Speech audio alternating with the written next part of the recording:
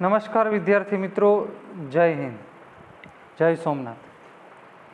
વિદ્યાર્થી મિત્રો, આપણે નવા વર્ષની અંદર ફરી પાછા મળી રહ્યા છીએ, પરંતુ આ વખતે તમારું ધોરણ ચેન્જ થઈ ગયું હશે.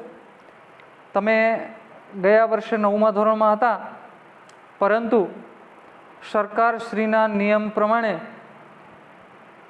વાર્ષિક પરીક્ષા લઈ શક્યા નથી, એટલે માસ પ્રમોશનની જાહેરાત કરી દીધી છે અને એટલા માટે તમે માસ પ્રમોશનથી હવે 10મા ધોરણમાં આવી ગયા છો. વિદ્યાર્થી મિત્રો, જો કોઈ વિદ્યાર્થીને પોતાના કોઈ ગ્રુપમાં એડ ન થયા હોય તો જાણ કરજો મને. મારા નંબર તમારી પાસે હશે તો તમને જોઈન્ટ કરી દેવામાં આવશે. બીજું કે દરેક વિદ્યાર્થી હવે 10મા ધોરણમાં આવ્યા છો, કોવિડની પરિસ્થિતિને ધ્યાનમાં રાખીને આપણે ઓનલાઈન અભ્યાસક્રમ શરૂ કરી દીધો છે અને મારો વિષય સામાજિક વિજ્ઞાન છે અને હું સામાજિક વિજ્ઞાન લઉં છું. જે જૂના વિદ્યાર્થી છે એમને તો ખ્યાલ જ હશે, પરંતુ આપણે મેઇન વિષય જે 10મા ધોરણમાં છે, ગણિત, વિજ્ઞાન, સમાજ, અંગ્રેજી, ગુજરાતી, સંસ્કૃત, આ વિષયના રેગ્યુલર ઓનલાઈન લેક્ચરો શરૂ કરી દેવામાં આવ્યા છે અને તમે પણ એમાં સારી રીતે ધ્યાન આપજો, જેથી કરીને જેમ જેમ કોર્સ પૂરો થાય એમ તમારી યુનિટ ટેસ્ટ લેવામાં આવે તો એમાં પણ તમને રોલ નંબર, તમારો સીટ નંબર આપવામાં આવશે. એ વ્યવસ્થિત જોઈ લેજો, યાદ રાખજો અને એ પ્રમાણે તમારે એમાં લખવાનું રહેશે. અને વિદ્યાર્થી મિત્રો, તમને ખ્યાલ હશે કે ધોરણ 10માં જેને માસ પ્રમોશન આપ્યું છે એમણે ઓનલાઈન ભરેલી યુનિટ ટેસ્ટને ધ્યાનમાં રાખીને માર્ક્સનું ગ્રેડેશન આપવામાં આવ્યું છે. અહીં યુનિટ ટેસ્ટ જે ઓનલાઈન ભરી છે એ માર્ક્સને પણ ધ્યાનમાં રાખવામાં આવ્યા છે. એમાં જે વિદ્યાર્થી ગેરહાજર હતા એને 0 માર્ક્સ મૂક્યા છે. તો તમે પણ આમાં ગેરહાજર ન રહ્યો. જે કંઈ અહીંથી સાહિત્ય મોકલવામાં આવે, જે કંઈ અહીંથી તમને સૂચના આપવામાં આવે, જે કંઈ અહીંથી માર્ગદર્શન આપવામાં આવે એનો પૂરેપૂરો તમે અમલ કરો એવી ખાસ દરેકને વિનંતી છે. અને બીજું, વિદ્યાર્થી મિત્રો, તમે એનસીસી ગ્રુપમાં જોડાયેલા છો. જે વિદ્યાર્થી એનસીસી રાખેલું છે, પછી એમાં હોય, બીમાં હોય, સીમાં હોય, ડીમાં હોય, ઈમાં હોય કે એફમાં હોય, હું એનસીસી ગ્રુપમાં મેસેજ મૂકું છું એનો અમલ થવો જોઈએ. અમલ કરજો. અને એમાં પણ જો કોઈના નંબર ચેન્જ થયા હોય અને તમે જો એનસીસી ગ્રુપમાં જોઈન્ટ ના હોય, જેને એનસીસી રાખ્યું છે તે, તો મને જાણ કરે તો હું એને જોઈન્ટ કરી દઉં છું. અને એટલે વારંવાર મારે એને ફોન ન કરવો પડે, એની તકેદારી રાખવી. બીજું કે તમને જ્યારે પણ ઘણી વખત વિદ્યાર્થીઓ પોતાની પાસે ફોન ના પણ હોય, એવા સમયમાં તમારે તમારા વાલી જ્યારે આવે, પપ્પા પાસે, મમ્મી પાસે, બેન પાસે, મોટા ભાઈ પાસે, ત્યારે વિડિયા જોઈ લેવાના છે અને મેસેજ વાંચી અને એનો અમલ કરવાનો છે. વિદ્યાર્થી મિત્રો, તમારે સામાજિક વિજ્ઞાનની એક નોટ્સ ફૂલસ્કેપ ચોપડો બનાવવાનો છે, જેમાં જે કંઈ લેસન આપવામાં આવે એ લેસન લખવાનું છે. દાખલા તરીકે ગુરુવારે સામાજિક વિજ્ઞાનમાં મારો લેક્ચર હશે, સોમવારે સામાજિક વિજ્ઞાનમાં જીવીબેન વાળાનું લેક્ચર હશે. બંને પ્રકરણ અલગ અલગ લેતા હશું તો વચ્ચે વચ્ચે તમારે ગેપ મૂકી દેવાનો અને જેનું લેસન જેને આપ્યું હોય જે પ્રકરણનું એનું એમાં લખવાનું છે. પછી જ્યારે સ્કૂલ શરૂ થશે ત્યારે તમને વિગતવાર એમાંથી જોવામાં આવશે અને એના આધારે પણ ઇન્ટરનલ માર્ક મૂકવામાં આવે છે. બાકી તો તમને ખ્યાલ છે કે સામાજિક વિજ્ઞાનની પેપર સ્ટાઇલ કેવી છે. એ જો કે કોવિડ-19ના સમય સંજોગો અંતર્ગત થોડોક ફેરફાર થયો હતો, પરંતુ હવે કદાચ ફેરફાર ન થાય તો A, B, C અને D 4 વિભાગ હોય છે. પહેલામાં હેતુલક્ષી પ્રશ્નો હોય છે, ખાલી જગ્યા, અબના જોડકા, સાચું ખોટું અને એક વાક્યમાં જવાબ. આવા હેતુલક્ષી પ્રશ્નોનો વિભાગ એ હોય છે જેમાં એક માર્ક્સના પ્રશ્નો હોય છે. પછી તમે 9મા ધોરણમાં આમ તો ભણ્યા છો એ જ સેમ પેપર સ્ટાઇલ 9મામાં 10મામાં પણ છે. પછી તમે B વિભાગમાં 2 ગુણના પ્રશ્નો પૂછાય છે, C વિભાગમાં 3 ગુણના પ્રશ્નો પૂછાય છે અને D વિભાગમાં 4 ગુણના પ્રશ્નો પૂછાય છે. વિદ્યાર્થી મિત્રો, આવી કેટલીક જે કાંઈ સૂચનાઓ આપવામાં આવે છે તમને એનું ચોક્કસ પાલન કરવાનું છે. તો હવે આપણે ઇતિહાસની પૂર્વ ભૂમિકા વિશે વાત કરીએ વિદ્યાર્થી મિત્રો. તો ધોરણ 10માં આપણે ઇતિહાસથી સ્ટાર્ટ કરવાનું છે.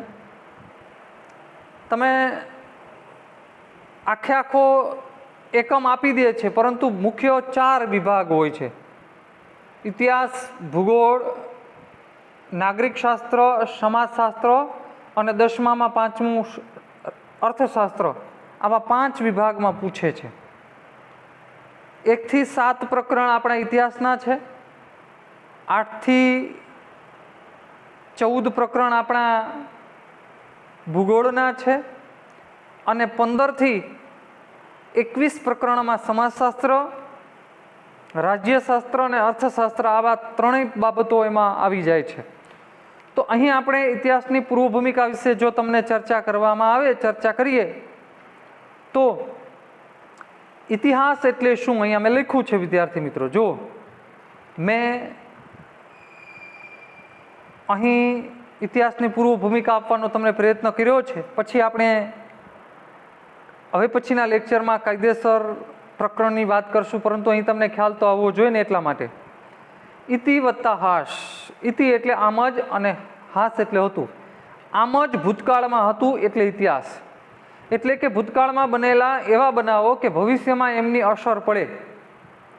અને ઇતિહાસ એમને એમ નથી લખાતો વિદ્યાર્થી મિત્રો, એ ચોક્કસ યાદ રાખજો. ઇતિહાસ ચોક્કસ દસ્તાવેજના આધારે લખાય છે.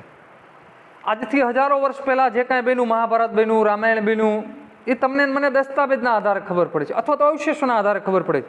આજથી 5000 વર્ષ પહેલાં ભારતમાં કોઈ પણ પ્રજાઓ હતી, સિંધુખીની સંસ્કૃતિ હતી, એ આપણને એના અવશેષોના આધારે પડે છે અને એના આધારે તમે ઇતિહાસ લખી શકો છો. એટલે નો ડોક્યુમેન્ટ નો હિસ્ટ્રી. વિદ્યાર્થી મિત્રો, ઈસવીસન અને ઈસવીસન પૂર્વે એટલે શું એનો તફાવત સમજીએ. આ તમારી જાણ ખાતર માટે છે. એટલે આજનો લેક્ચર અહીં તમને માત્ર જાણકારી માટેનો છે. ઈસ એટલે ઈસુ ખ્રિસ્ત. વિદ્યાર્થી મિત્રો, આપણે મોસ્ટ ઓફ અત્યારે તો કે શું ચાલે છે તો કે ઈસવીસન 2021. ઈસવીસન અંગ્રેજી કેલેન્ડર છે અને આખી વિશ્વમાં અંગ્રેજી કેલેન્ડર જ વધારે ચાલે છે વિદ્યાર્થી મિત્રો, એ તમને ખ્યાલ હશે. એટલે એમાં તમને વધારે કંઈ કહેવાની જરૂર નથી. પરંતુ ભારતમાં પણ અંગ્રેજીનું શાસન હતું અને વિશ્વના લગભગ મોટા ભાગના દેશો ઉપર અંગ્રેજીનું શાસન હતું. આપણે 1947માં આઝાદી મેળવી, અમેરિકાએ 1776માં આઝાદી મેળવી, ફ્રાન્સે 1789માં, એટલે અલગ અલગ, ચીને 1939માં આઝાદી મેળવી. એમ અલગ અલગ દેશો, આફ્રિકાના દેશોએ કોઈ 1948, કોઈ 1950, કોઈ 1952, કોઈ 1962 એમ આઝાદી મેળવી. યુરોપના દેશો પણ ઘણા બધા કોઈને કોઈ દેશ નીચે સ્વતંત્ર હતા. આફ્રિકાના મોટાભાગના, એશિયાના મોટાભાગના દેશો, એટલે મોટાભાગે અંગ્રેજોનું વર્ચસ્વ વધુ હતું. અને જે સમયે શોધખોળો થઈ એ સમયે અંગ્રેજોનો પાવર હતો, એટલે મોટાભાગે બધાએ અંગ્રેજીકરણ દાખલ કર્યું અને અંગ્રેજી કેલેન્ડર વાપરે છે. આપણે પણ છે, વિક્રમ સંવત છે, શક સંવત છે જ. પણ આ મને તમને પૂછવામાં જો આવે તો આપણને એનો બહુ ખ્યાલ આવતો નથી, કારણ કે આપણે આપણા રોજિંદા જીવનની અંદર પણ અંગ્રેજી કેલેન્ડરનો ઉપયોગ કરીએ છીએ એટલા માટે.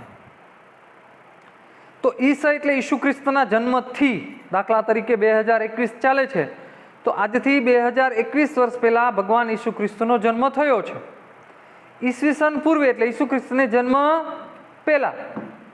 તો જ્યાંથી ભગવાન ઈસુ ખ્રિસ્તનો જન્મ થયો ત્યાંથી સ્ટાર્ટ થાય એટલે ઈસવીસન બાજુ આવો તો વર્ષ વધતા જાય. ઈસવીસન 1, 2, દાખલા તરીકે 50, 100, 200. જો અહીં મેં ઉદાહરણ આપ્યું છે વિદ્યાર્થી મિત્રો, તમે જોઈ શકો છો. અહીં મેં ઉદાહરણ આપ્યું છે. જો આ બાજુ તમે જશો તો 50, 100, 200 એવું થશે છે. અને તમે ઈસવીસન પૂર્વમાં જશો તો શૂન્યથી આગળ એમાં પણ 50, 100 આવે. પણ એમાં તમારે જેમ જેમ વાત કરવી હોય, દાખલા તરીકે મૌર્યયુગની સ્થાપના ક્યારે થઈ તો કે ઈસવીસન પૂર્વે 222માં. તો પેલા 1 આવે, પછી 2 આવે, પછી 3 આવે, ઈસવીસન પૂર્વે 222. અને ઈસવીસન ભારતમાં મૌર્યયુગ ઈસવીસન પૂર્વે પહેલાંનો છે, જ્યારે આપણા દેશની અંદર ગુપ્તયુગ ઈસવીસનની શરૂઆતનો છે. તો એ બે પૂર્વ અને ઈસવીસન એમાં એટલો તફાવત, એટલે કે ભગવાન ઈસુ ખ્રિસ્તને જન્મ પહેલાંનો સમયગાળો એટલે ઈસવીસન પૂર્વે એની પહેલાં, અને ઈસવીસન એટલે જન્મ પછી. એટલે વિદ્યાર્થી મિત્રો અહીં તમને એ ખ્યાલ આવ્યો. દાખલા તરીકે ભગવાન બુદ્ધનો જન્મ ઈસવીસન પૂર્વે 563માં થયો હતો. 563માં ઈસવીસન પૂર્વે. તો મૃત્યુ ક્યારે થયું એવું ગણવામાં આવે તો કે ઈસવીસન 400, બરોબર, ઈસવીસન 489. તો કેમ એવું થયું? કારણ કે એની આગળનો ઇતિહાસ બતાવે છે. એટલે આપણે ઈસવીસન બાજુ જઈએ એટલે નીચા ઉતરતા ક્રમમાં જવું પડે.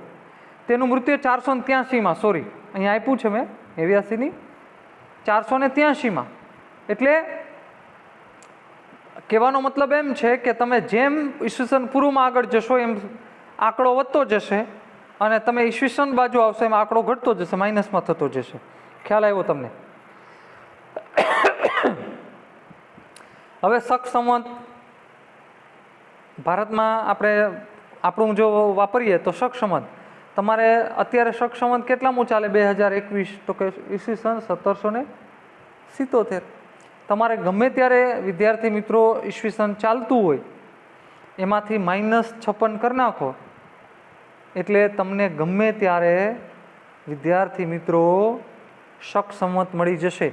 અથવા તો જે વર્ષ ચાલે છે, દાખલા તરીકે 2021 ચાલે છે તો 2020 હોય પ્લસ કરો તો 2076, અને 21 ચાલે પ્લસ કરો તો 2077.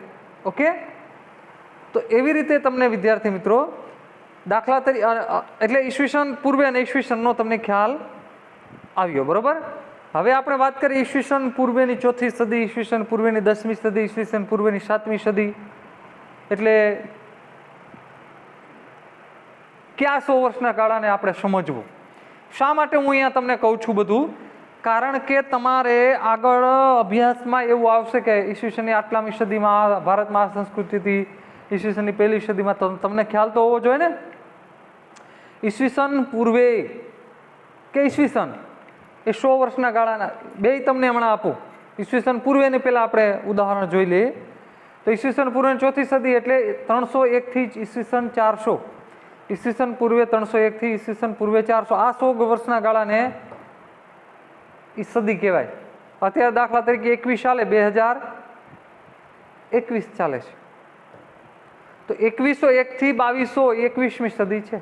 22મી સદી છે વિદ્યાર્થી મિત્રો, બરોબર છે. એટલે આ જે વસ્તુ છે વિદ્યાર્થી મિત્રો એ તમને ખ્યાલ હોવો જોઈએ. ઈસવીસન 10મી સદી એટલે 901 થી 1000, ઈસવીસન 7મી સદી એટલે 601 થી 700. આ તમારી જાણકારી માટે છે. આ 100 વર્ષ. હવે ઈસવીસનની વાત કરીએ તો ઈસવીસનની 12મી સદી, ઈસવીસનની 17મી સદી, ઈસવીસનની 20મી સદી, બરોબર. તો ઈસવીસનની 12મી સદી એટલે ક્યાંથી ક્યાં સુધીનો સમય, 100 વર્ષનો સમયગાળો. તો કે ઈસવીસનની 12મી સદી 1101 થી 1200, આ 100 વર્ષ સદી. સચિન તેંડુલકરે સદી મારી, મહેન્દ્રસિંહ ધોનીએ સદી મારી, વિરેન્દ્ર સહેવાગે સદી મારી. આવો તમને ખ્યાલ, આવું તમને જોતા હશો ટીવીમાં, એટલે તો તમને કયા વર્ષનો 100 ગાળો, આ 100 વર્ષ એટલે સદી, તો તમને ખ્યાલ જ છે. પરંતુ ઈસવીસનની અંદર ક્યાંથી ક્યાં સુધીનો 100 વર્ષનો સમયગાળો.